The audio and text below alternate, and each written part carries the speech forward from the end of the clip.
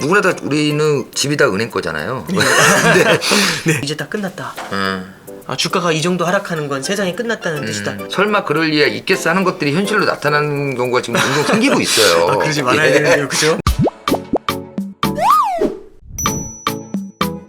근데 어찌됐건 간에 이제 금리 인상이 이제 물가는 이제 잡을 수 있다고 쳐도 네네. 우리가 가장 중요한 가계부채, 우리나라도 이거 악재 굉장히 큰 문제인데, 근데 올해 한국 그 GDP 대비 기준 보면은 가계비 비율이 이제 세계 1위다. 네. 뭐 이런 것도 있고, 이거는 어떻게 좀 해결할 수 있는 방법이 있을까요? 결국에는 이제 가계부채가 많다라는 거는 네네네. 그러니까 기업이나 정부의 부채하고 또 가계부채는 다르거든요. 네네. 기업이나 정부가 재무 관리를 하는 거하고 부채 관리를 하는 거하고 가계가 부채 관리를 하는 거하고 사실은 기업이나 정부 같은 경우는 전문가들이 있을 가능성이 의외로 높아요. 그죠. 근데 가계 같은 경우는 그게 쉽지 않거든요. 그리고 이게 금리가 올랐을 때 가계 부채가 많으면 개인의 파산 압력이 굉장히 좀 높아지게 되면서 소비를 전반적으로 끌고 내려가는 문제가 생기게 됩니다. 그래서 이 가계 부채는 기업이나 정부 부채에 비해서 훨씬 더 건드리기가 어려운 편이죠. 그래서 아마 우리나라 이제 한국은행 같은 경우도 이 부분에 대해서는 굉장히 좀 경계감을 많이 가져갈 것 같아요. 그래서 한은에서도 저는 참 그때 당시에는 좀 성급한 거 아닌가 싶긴 했는데 네네네. 지금 돌아보면 너무나 잘하셨다고 생각을 하는 게 한은에서 작년도 8월부터 기준금리 인상을 선제적으로 그죠. 시작했거든요. 그래서 작년도 8월 달, 11월 달 올해도 해가지고 벌써 5번 기준금리를 인상했습니다. 네네. 그러니까 5번 기준금리를 인상해가지고 현재 1.75%까지 기준금리를 올려놨는데 네. 이게 만약에 그때 하지 않았다면은 아마 연준 같은 경우는 늦으니까 팍팍 올리고 있는 그죠. 거잖아요. 그러니까 연준이 팍팍 올릴 수 있는 거 우리가 팍팍 올릴 수 있는 게 또 다릅니다. 다르죠. 그러니까 가계부채가 이렇게 많은 상태에서 우리가 0.5나 0.75를 던진다? 이게 생각보다 쉽진 않아요. 그래서 한은에서도 점진주의라는 거를 더 많이 강조하게 되는 거겠죠. 그러면 어차피 저쪽보다 스텝을 강하게 크게 가져가기 어렵다면은 이쪽에서 미리 출발을 하는 게 뭐냐면 토끼만큼 빠르지 않으면 거북이가 빨리 출발하는 게 더 낫지 않나요? 네. 이제 그래서 저는 한은에서도 이제 그런 정책을 좀 쓰고 있다라고 생각을 하고요. 예, 그렇기 때문에 가계부채라는 것 자체가 그 자체로는 문제가 되지만 중앙은행이 그만큼 요거를 효율적으로 대응할 수 있는 방법에 대해서 계속적으로 고민하는 거고 그 일환 중에 하나로 선제적인 금리 인상이 나왔던 거 아닌가 예, 그렇게 말씀드려봅니다. 근데 뭐 부동산 가격이 워낙 올라가지고 당시에 뭐 그렇죠. 너도나도 막 네. 연끌하고 했었는데 어찌됐건 간에 그때 저희가 주요국 중에서는 가장 먼저 금리를 인상했었잖아요. 맞습니다. 네. 그래서 해외에서도 상당히 그 부분에 대해서는 높게 평가를 한 것도 있었고 네, 그렇습니다. 한국이 먼저 했기 때문에 근데 결과적으로 보면은 그렇게 여러 차례 조금씩 인상을 해오면서 체감하는 바가 좀 다르다는 거죠. 가게 네네. 오는 충격이. 저 같은 경우도 누구나 다 우리는 집이 다 은행 거잖아요. 근데 네. 저도 주택담보대출을 몇 년 전에 고정금리로 바꿨거든요. 아, 네네. 당시에 변동금리였을 때 오히려 제가 조금 비싸게 주는 것도 있었는데 그때 자기네 그 금리 낮다고 변동금리라고 좋아했던 분들 지금은 아, 예. 좀 아, 네네. 참 이게 근데 그런 것 같아요. 뭐냐면 저는 이제 대출을 받을 때도 네. 너무 변동이냐 고정이냐 너무 거기에 크게 신경을 네. 물론 이제 대출 네. 만기가 되게 네. 중요하긴 한데 장기로 받는 대출은 고정이냐 변동이냐 그렇게 크게 고민하실 필요는 없는 것 같아요. 왜냐하면 금리는 오를 때도 있고 내릴 때도 내릴 때도 있거든요. 있으니까. 네, 그러니까 이제 그 순간에 내려가는 걸 바라보면서 네. 어쩌면 그 금리가 인하되는 게 딱 1년도 안 될 수도 있는데 네. 그것만 바라보면서 변동을 택한다? 그럼 당장 1년은 좋지만 그 뒤가 또 안 좋을 수 있거든요. 그래서 오히려 이제 그런 걸 너무 고민하는 것보다는 내 재무 구조 자체가 좀 안정화될 수 네. 있게 그런 쪽에 조금 더 무게를 두는 게 맞지 맞아요. 않나 그런 생각을 그러니까 해봅니다. 저희가 이제 월급쟁이들이다 보니까 대부분이 네. 한 달에 1, 20만 원에 되게 민감할 수밖에 없는 구조고 그 1, 20만 원이 빠져나감으로 인해서 애가 학원을 하나를 더 못 가는 그렇죠. 상황도 발생을 그렇죠. 하고 그러다 보니까 사람들이 보통 그런 거 보면은 반 전문가가 돼요. 아, 앞으로 뭐 저금리는 더 이상 없을 거야. 아, 뭐 네. 고금리는 없을 거야. 막 이렇게 예상을 하면서 이제 갈아타곤 하는데 방금 부장님 말씀하신 대로 결국 종착역을 가보면 같다. 이게 조사모사식으로 예. 그런 이제 상황들이 발생을 할 수 있다. 네. 뭐 또 지금 좋아하시는 분들이 금리가 또 내려가면 다른 상황이 또 발생할 수 예, 있는 그게 이제 거죠. 뭐 어차피 뭐 3년 정도 지나면 은행들 보면 대부분 다 이제 중도 상환 수수료라는 게 있어요. 그죠, 그죠. 그게 이제 면제가 되니까 옵션을 바꿀 수도 있죠. 네네. 우리 저기 참고로 부장님께서 이제 신한은행에 계시니까. 아, 네네. 아, 예. 어찌됐건 또 하나의 우리가 이제 관전 포인트가 러시아랑 우크라이나 전쟁이에요. 아, 네. 이게 처음에는 정말 전쟁 나겠어? 이러다가 전쟁이 났어요. 네. 이게 오래 가겠어? 오래 가고 있어요 지금. 네. 근데 이게 가장 우려하는 건 뭐냐면은 우리가 전쟁을 옛날 우리 임진왜란 때도 보면은 7년 내내 장처럼 싸우는 게 아니잖아요. 아, 네네. 한 1년 싸웠다가 1년 쉬고 네. 그러지만 계속 전지상인 거고. 네. 이게 이런 식으로 흘러가면서 장기화되면 어떻게 되냐 이런 부분이거든요. 근데 이게 장기화될 경우에 그 경제 여파라는 거는 우리가 감히 짐작해 보기가 쉽지 않은데 어떨까요? 참 저도 그래서 인플레이션을 좀 예측하라고 할 때 네네네. 굉장히 두려운 것 중에 하나 이런 겁니다. 그죠. 왜냐하면 어떻게 될지 모르는데 모르는 거죠. 보시면 지금은 결국에는 수요가 너무 강하고 네. 공급망에 문제가 생겼고 연준이 방만했기 때문에 물가가 올랐거든요. 네네네네. 근데 이제 연준이 방만해지지 않고 긴축적으로 전환을 했고 네네. 그다음에 수요를 위축시키려고 합니다. 네네네. 그러면 물가가 하락을 하게 되거든요. 물가가 네네. 안정이 되게 마련인데 네. 문제는 공급망 쪽에서 이거 계속 맞아요. 이어지게 되면은 오히려 그 물가가 내려오지 못하고 꺾여 올라가거나 아니면 원래는 빠르게 내려올 걸 굉장히 천천히 내려오게 만들거든요. 네네네네. 그러면 물가가 높은 수준으로 꽤 오랫동안 머물게 됩니다. 그러면 사람들의 경제 주체들의 마음에 기대 인플레이션이라는 게 생각이 나요. 이게 뭐냐면 물가가 앞으로는 계속해서 오를 것이라는 기대가 생기거든요. 네. 이런 합리적인 기대가 생기면 물가가 좀 내려오더라도 당장 물가를 찍어 누르더라도 물가는 또 조만간 오를 거야라는 생각이 드니까 금방 또 쪼르르 올라오고 눌렀다가도 또 쪼르르 올라오고 어쩌면 지난 십몇 년 동안 전 세계적으로 인플레이션을 본 적이 없어요. 네. 다 디플레이션을 겪었거든요. 디플레이션에 대한 우려가 크다라는 네네. 얘기를 했었고, 근데 이제는 만약에 이제 이런 것들이 너무 장기화돼서 인플레이션 기대 심리를 갖다 건드려 버리게 되면은 앞으로는 그냥 계속 인플레이션이 실종된 상태가 돼 있는 게 아니라 언제든 등장할 수 있는 그런 불청객이 될 수도 있다라는 게 좀 가장 걱정거리 중에 하나입니다. 워낙 이해관계가 또 얽혀 있는 곳들이 많다 보니까 상당히 좀 쉽지가 않다. 네. 이 부분에 대해서는 누구도 예단할 수 없는 부분이긴 한데 이 전쟁이 장기화될 경우에 최악의 시나리오가 올 수 있다는 거는 어느 정도 다 예견을 좀 예측을 하는 부분들이잖아요. 그렇죠. 네네. 방금 말씀하신 것처럼 이제 공급 문제들이 굉장히 크니까 네. 이게 또 인플레이션이 공급 문제에서 촉발된 거는 또 기존과 워낙 다른 문제이다 보니까 사람들이 좀 이거에 대한 우려심이 커요. 러시아하고 우크라이나 전쟁이 과연 언제쯤 끝날까 계속 좀 지켜봐야 되는 부분인 것 같고 이게 좀 다른 얘기하지만 아까 이제 식량안보 저희가 얘기도 좀 했었는데 이게 좀 뭐 비약일 수도 있을 것 같아요. 근데 이제 우리 아랍의 봄이라고 하잖아요. 아, 예. 예. 글로벌 판으로 좀 비하되는 것 아니냐. 네. 예, 이것도 뭐 정권 붕괴 뭐 이런 부분들인데 좀 어떤가요? 너무 비약. 그러니까 이제 그럴 가능성이 있느냐라는 질문에 네네네. 대해서는 가능성이 있다라고 생각을 하고요. 네. 아랍의 봄도 결국에는 식료품 가격이 올라가면서 네. 식량 가격이 뛰니까 결국에는 나라님에 대한 원망이 생기게 되거든요. 네네네네네. 거기서 시작돼 가지고 카다피와 무바라크를 갖다가 네네네네. 내쫓게 된 게 이제 아랍의 봄의 네. 핵심입니다. 네. 근데 이제 여기서 이머징 국가들 같은 경우는 인플레이션 중에서도 식료품 가격의 인플레이션이 굉장히 치명적이거든요. 그죠. 그러니까 지금도 우리나라도 지금 이제 우리도 고민을 좀 해야 되는 것 중에 하나가 식료품 가격이 생각보다 빠르게 뛰고 있잖아요. 네네네. 그래서 러시아산 밀 같은 경우는 지금 수출이 안 되지만 러시아산 밀 같은 경우는 아프리카 같은 아니면 중남미 같은 국가들이 굉장히 많이 소비를 합니다. 네네. 근데 그게 지금 막힐 수 있는 거잖아요. 네. 예, 그래서 만약에 이제 굉장히 좀 개발도상국 같은 데서 이렇게 식료품 가격이 뛰는 인플레이션이 계속 지속적으로 이어지게 되면은 제2, 제3의 아랍의 봄 이런 것들이 정치적인 불안으로 이어질 가능성들 저는 충분히 열려 있다라고 생각을 합니다. 네. 아랍의 봄이라는 게 우리가 에이 뭐 설마 그럴 일이야 있겠어라지만 설마 그럴 일이야 있겠어 하는 것들이 현실로 나타나는 경우가 지금 종종 생기고 있어요. 아, 그러지 말아야 되는데요, 그죠? 근데 네. 이거는 작은 문제가 아니라서 네. 아예 그냥 정권 자체가 바뀌어 버리는 거라 붕괴되는 거 이거는 좀 그렇게까지 안 되겠지만서도 그래도 우리가 지금 그 정도로 심각하다 상황이 안 돼야죠. 예, 그 정도로 심각하다 이런 얘기까지 나와서 이렇게 서로 이렇게 얘기를 할 수 있을 정도로 상황이 굉장히 좀 녹록치는 않은 그런 상황인 것 같습니다. 네. 일단은 경제 위기를 어떻게 대처했냐에 따라서 양국 카드 이제 좀 커질 수가 있잖아요. 네. 그러다 보니까 경제 체제에 따른 이제 어떤 패권 이동이나 우리가 변화도 예상해 볼 수 있지 않을까요? 이번에 네. 그 인플레이션을 겪으면서 물론 이제 이것도 뭐 결과에 끼워 맞추기식이다라고 생각하실 네. 수도 있지만 네.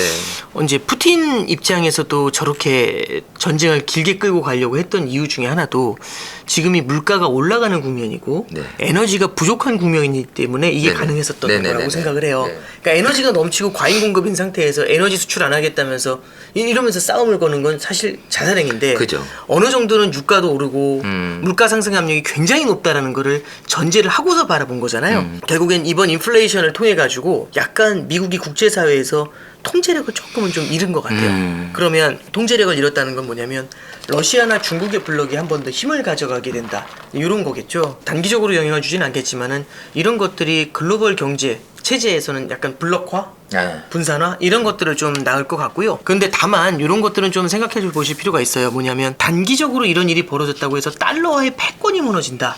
이거는 조금은 좀 과도한 해석인 게 이게 달러화라는 통화가 무너지려면 그걸 대신할 수 있는 무언가 다른 통화가 그렇죠. 필요합니다. 근데 최근에 이제 뭐 보시면은 유로화, 엔화, 위안화 네. 다 무너뜨리고 있잖아요. 네네네. 그죠? 그리고 뭐 암호화폐는 거기에 이제 아직은 견줄 건 아닌 것 같고 이런 것들을 통해 봤었을 때는 달러의 패권이 금방 저물 것이다. 이렇게 보는 것보다는 미국 자체 국제사회에 대한 컨트롤 능력이 조금은 떨어지는 이슈가 생길 것 같다. 이 정도로 일단 해석하고 일단 접근하는 게 좋을 좀 것 같아요. 우리가 소위 말해 모양이 좀 빠진다. 그렇죠. 근데 네. 이 어찌됐건 지금 딱 표만 봐도 바이든 대통령이 지금 뭐 이란도 가고 네. 여러 군데 지금 하고 있잖아요. 액션을 취하고 있는데 그게 결국은 그렇게 가서 찾아가고 뭔가를 할 때는 저쪽 상대방도 그동안 해결하지 못했던 수건 문제들을 얘기를 할 거란 말이죠. 네. 그러다 보면은 급한 쪽에서 이제 뭐 또 재선도 있고 하기 때문에 상당히 이쪽에서는 급한 쪽이 지는 네, 거죠. 어느 네. 정도는 또 수용해줘야 되는 것들이 있고 그것들이 어떠한 형태로 나타날지는 모르겠지만 상당히 미국 입장에서는 그동안 강력하게 통제를 해오던 것들이 이제는 협상의 대상이 되고 그렇죠. 뭔가를 해줘야 된다라는 게 일종의 미국 입장에서는 자존심도 좀 상하고 많이 네, 상하는 일일 네. 겁니다. 네. 일단 당장 표면적으로 보이는 것들이 보면은 좀 그렇게 볼 수가 있다. 아, 네. 예. 뭐 러시아뿐만 아니라 뭐 중국도 그렇고 지금 최근에 이런 얘기도 하더라고요. 이번에 러시아 우크라이나 전쟁을 보다 보니까 요즘 또 중국하고 대만 얘기도 많이 나오잖아요. 네. 아 이것도 현실화되는 거 아니냐. 막 이런 얘기를 또 해요. 보면은. 이제 그렇게까지 가면은 좀 안 되는데, 그러니까 결국에는 이제 이런 걸 가지고 아마 그 미국의 전반적인 통제 패권 자체가 약화되는 것에 대한 우려를 좀 키울 수가 있겠죠. 그 옛날에 이제 오바마 대통령 때는 피벗 투 아시아라고 해가지고 아시아 국가들 특히 중국에 대한 견제가 좀 강했었는데 네. 트럼프 행정부 때 군사적으로는 그렇게 강하게 아시아를 이렇게 압박하지는 않았었던 그렇죠. 것 같아요. 그런 것들이 낳은 좀 뭐랄까 이제 좀 부작용 이런 게 네. 아닌가 싶습니다. 어찌됐건 최근에 뭐 이제 고급 뭐 고물가 고금리 고환율 상황에서 어찌됐건 소비 심리가 많이 위축돼 있는 것도 맞고요. 또 이 투자 같은 것도 조심할 수밖에 없는데 그래도 이제 어찌됐건 이제 책에 보면은 우리 부녀님께서 아, 네. 인플레이션에 올라타라 이렇게 네. 때 얘기를 하셨기 때문에 이 투자는 네. 어떻게 해야 될까요? 이게 어떻게 보면 이제 좀 그러니까 중요한 건데. 이게 결국에는 인플레이션에 올라타라라는 얘기가 이제 인플레이션에서 돈 벌자 네네. 이제 이런 얘기는 아니고요. 네. 이렇게 좀 생각하시면 될 것 같아요. 인플레이션 국면에서 강한 자산이 분명히 있습니다. 네네네. 예를 들어 원자재 같은 경우가 거기에 해당이 되는데 네네. 올해 상반기를 보면 올해 초부터 지금까지 보면은 브라질이라든지 자원부국이나 아니면 원자재 관련주 내지는 원자재 가격 이런 네. 쪽이 많이 올랐어요. 네네네. 다른 쪽이 마이너스가 워낙 큰데 얘네는 막 20% 30%씩 올랐으니까 이 갭이 굉장히 크다라고 볼 수가 있는 네네네. 거겠죠. 인플레이션을 해지하는 자산들이 인기를 굉장히 많이 끈 겁니다. 그럼 이제 그 인플레이션에 올라타라고 하면 원자재 사라 이렇게 이제 들릴 수가 있는데 네. 저는 이제 책에서도 말씀드리지만 어떤 걸 좀 보고 있냐면 작년에는 우리가 인플레이션이라는 것에 대해서 상상을 못했었죠. 네네, 그렇죠. 그러다가 인플레이션이 찾아왔어요. 작년에는 인플레이션을 대비하는 자산이 우리 포트폴리오에는 없었던 겁니다. 없었죠. 그러니까 빈집털이를 당하고 있는 네. 거거든요. 누구도 원자재를 이제 살려고 들어가지 미리 막 작년에 많이 그렇죠, 사가지고 그렇죠. 엄청 수익을 내고 그러진 않아요. 그래서 여기서 이제 드려야 되는 말씀은 뭐냐면은 지금 현재 인플레이션을 보면서 투자할 것이냐 아니면 앞으로 이 인플레이션이 이어질지를 보면서 투자할 것이냐 이건 또 다른 문제인 것 그죠. 같아요. 지금 당장은 인플레이션에 대한 자산을 포트폴리오에 넣어놓는 게 필수지만 네. 저는 과연 이 인플레이션이 내년 내후년에도 계속 이어질까 이거는 좀 우리가 다른 생각을 좀 해볼 필요는 있는 것 같아요. 예를 들어서 연준이 되게 세게 나오고 미국의 소비가 둔화가 되고 그리고 만약에 러시아 우크라이나 전쟁이 종식이 된다. 물론 될지 안 될지 모르겠지만 네네. 만약 이런 일이 터지게 되면 어떻게 될까요? 아, 그러면 그건 반대죠. 어쩌면 인플레이션에 대한 기대도 빠르게 위축이 될 수가 네. 있어요. 물론 물가가 내려오는 속도가 엄청 빠르다 이런 것보다는 네. 시장은 미래를 반영하지 그죠, 그죠, 않습니까? 그러면 당장은 인플레이션이 될 것이다라는 데 포커스를 맞춰서 자산 포트폴리오를 만드는 게 중요하지만 향후에 어떻게 될지를 좀 대비를 하는 그런 형태의 포트폴리오도 같이 가지고 있는 게 필요합니다. 그럼 뭐 이렇게 많어라고 할 수 있는데 그래서 불확실성이 클 때에는 여러 자산을 깔아가는 게 중요하고요. 그리고 그 국면에 맞는 자산의 비중을 조금 더 늘리다가 국면의 변화가 나타나는 걸 읽게 되면은 그때마다 조금씩 비중을 줄이면서 변화되는 국면에 대한 자산을 늘려가는 그런 전략을 쓰는 게 필요하다. 이렇게 생각합니다. 채권도 최근에 그런 얘기 많이 들었어요. 지금 채권을 투자할 때다, 시기다. 이런 얘기를 하는데 최근에 뭐 보면은 이것도 맞나 싶을 정도로 지금 네네네. 너무 변동성이 심해요. 네네네. 예, 그래서 이럴 때 투자자들이 또 개인들이 보면은 좀 이쪽에 대해서 해박하고 전문가들은 자산을 여러 군데 이제 깔아놓기도 하고 네. 우리가 모르는 부분에 투자도 하고 하는데 되게 일반적으로 우리 투자하는 투자자들은 네. 그렇게 포트가 다양하지가 못하거든요. 예. 채권을 쉽게 투자할 수 있는 분들도 아니고. 네네. 그러니까 저는 그 각각의 자산에 대한 이해가 있다라면 가능하다라고 생각을 네. 하고요. 네. 예를 들어 채권 같은 경우도 금리가 올라가거나 네네. 물가가 뛰더라도 네. 단기채 같은 경우는 타격이 그렇게 심하지 않다고 봐요.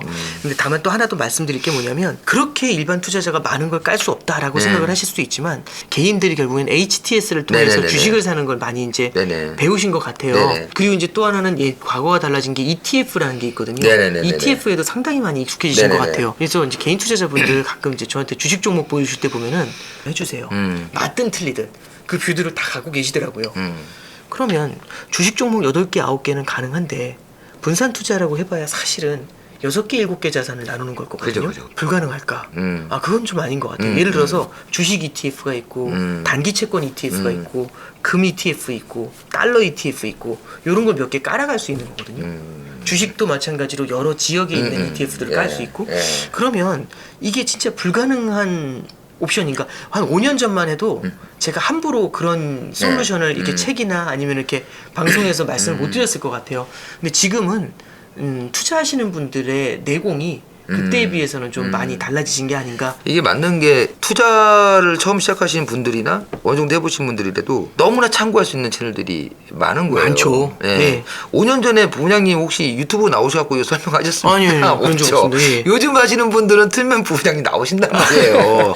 아, 네네. 이렇게 설명해 주신 분들이 네네. 굉장히 많아졌기 때문에 그만큼 투자는 여건은 상당히 좋아졌다. 네네네. 어찌됐건 뭐 이런 위기도 어떻게 보면 하나 이제 새롭게 경험하는 사이클 중 네. 하나라고 볼 수 있는데 부원장님 그 다른 데들 이렇게 영상을 좀 제가 이제 보다 보면은 요 근래까지만 해도 이제 상당히 낙관론 쪽으로 생각을 좀 많이 네네. 하시잖아요. 네네네. 궁극적인 이제 나중에 고성장 고물가도 네. 예, 그런 시대를 또 예측도 하시고 해서 이 시기가 일단은 뭐 평생 가지는 않을 거고 네네. 이 시기가 끝난 뒤 부부장님께서 그리시는 좀 시장이 좀 네네. 어떤지. 일단 첫 번째는 좀 오해를 많이 하시는 분들이 계셔서 제가 이제 궁극적으로는 낙관론자다라고 하니까 바닥이란다 이제 이렇게 얘기를 되게 저는 그래서 네. 주식에 대해서 말씀드리는 네. 건 아닌데 굉장히 이제 그렇게 좀 해석하시는데 네. 전혀 그런 케이스는 아니고요. 네. 궁극적으로 저는 거대한 경제 위기가 찾아와서 치명적으로 전 세계 경제가 침체 일로에 빠질 수밖에 없다. 자산 시장은 영원히 끝났다. 뭐 이런 네. 굉장히 극단적인 비관론들 네. 이런 것에 대해서는 저는 굉장히 크게 경계를 합니다. 인류가 살아오면서 계속해서 긍정적인 문제가 굉장히 많았지만 네네네네. 긍정적인 방법으로 계속해서 발전해 왔다. 이제 네. 그 발전을 믿는다라는 게 네네네. 낙관론의 핵심이 되는 거고요. 네. 지금 우리는 결국에는 어쩌면은 저성장 고물가에 대한 두려움이 큰 것 같아요. 네. 근데 이제 제가 생각하는 낙관론은 뭐냐면 결국에는 물가를 잡으러 들어간 거지 않습니까? 네네네. 근데 물가를 잡으러 들어갔는데 비관론의 포인트는 뭐냐면 물가는 잡았는데 성장도 다친다. 다친다. 그럼 저성장 저물가가 되거든요. 네네네네. 이게 비관론의 포인트가 됩니다. 그래서 그걸 어려운 말로 뭐라고 하냐면 경기 침체라고 하죠. 그리고 이제 저는 경기 침체보다는 그런 극단적인 경기 침체보다는 마일드한 경기 침체는 올지언정 그래도 성장이 최소한으로 닫히면서 물가를 잡을 수 있지 않냐 이런 기대를 갖고 있다는 거죠. 고성장 저물가가 되거든요. 네네. 이게 그러면 고성장 저물가로 물가만 발라내서 들어오게 되면 성장 자체가 남아있기 때문에 결국에는 무럭무럭 자라게 돼요. 그러면서 소비 수요가 터지게 되면서 그때 다시 고성장 고물가로 갈 수가 있습니다. 그래서 저는 너무 비관적으로 이제 다 끝났다. 주가가 이 정도 하락하는 건 세상이 끝났다는 뜻이다. 이렇게 너무 극단적으로 생각하시는 것보다는 여태까지 이제 결국에는 중장기적인 관점에서 투자를 이어오는 것들을 보면 네. 결국에는 인류가 발전을 하고 전 세계 경제가 조금씩 아무리 어렵더라도 조금씩 커나가는 걸 주가가 반영을 하는 거지 않습니까? 네네네네. 투자에서도 그런 낙관적인 마인드를 갖고서 접근을 해주시는 게 조금 더 필요하지 않겠냐 이제 그런 말씀입니다. 너무 비관적으로 보지 말아야 하는데 요즘 영상 이렇게 올라온 것도 보면 비관론자 분들 하는 게 조회수가 예. 엄청 높아요. 비관론이 나쁘다라는 네. 말씀은 아니고요. 네. 뭐 저를 포함해서 네네네. 저도 이제 네네. 전문가분들 네네. 많이 뵙지만 그분들이 미래를 정확히 맞춘다? 저는 그건 잘 모르겠어요. 그죠, 그죠. 한 번도 틀리지 않고 미래를 다 맞췄습니다. 이런 분은 없었습니다. 작두타셔야죠. 한 번도 못 봤습니다. 그런 분들은. 그러니까 말씀드리고 싶은 거는 저희 같은 사람들은 무언가 투자를 하실 때 참고할 수 있는 사람들이다라는 관점이 제일 중요한 것 같아요. 네. 결국에는 선택의 핵심은 본인한테 있는 건데 지금 가져가야 될 마인드셋 중에 하나는 하락장에서의 살아남는 매뉴얼을 좀 가져가시는 게 저는 그게 하나의 되게 큰 교훈이 되지 않을까 싶어요. 그래서 네. 투자를 길게 하시는 거라면 이것도 하나의 좀 고통스럽지만 비싼 수업료를 내고 있다. 그죠. 그리고 미래에도 어려운 장이 닥쳐왔었을 때를 대비할 수 있는 매뉴얼을 준비하고 있다. 이 정도 마인드셋으로 한번 지금 장을 한번 이겨나가 보시는 거 예, 그런 걸 한번 좀 조언의 말씀을 드려봅니다. 이게 멀리 찾을 것도 없이 2020년에 코로나 터졌을 그렇죠. 때 네네. 그 폭락 기간이 그렇게 길지가 않았어요. 맞아요. 예. 네. 그러니까는 시장이라는 건 항상 아까 이제 사이클 얘기를 했지만 작용이 있으면 반작용이 있듯이 출렁이면서 그 내려간 만큼 또 반등하는 폭도 클 수밖에 없거든요. 네, 근데 그렇죠. 지금 뭐 우리가 인플레이션도 마찬가지인 게 41년 만에 큰 인플레이션이라고 한다면은 솔직히 지금 뭐 30대 이렇게 주식 투자하신 분들은 못 겪어본 거예요. 그렇죠. 예. 네. 겪어보지 못한 상황에 대해서 너무 또 불안해할 필요도 없다. 어차피 그런 걸 잡기 위해서 지금 연준도 그게 금리를 올리는 거고 문제를 해결하기 위해서 하는 거지 지금 그렇죠. 중국식으로 한 게 아니잖아요. 네네. 예. 그런 부분에서 또 이제 기회를 좀 봐야 된다. 네. 현명하신 분들이라면 여기서 기회를 봐야겠죠. 네네. 예. 저도 그렇게 생각합니다. 다음에 또 배웠으면 좋겠습니다. 네, 알겠습니다. 네. 네. 말씀 고맙습니다. 불러주셔서 예. 감사합니다. 네, 고맙습니다. 네.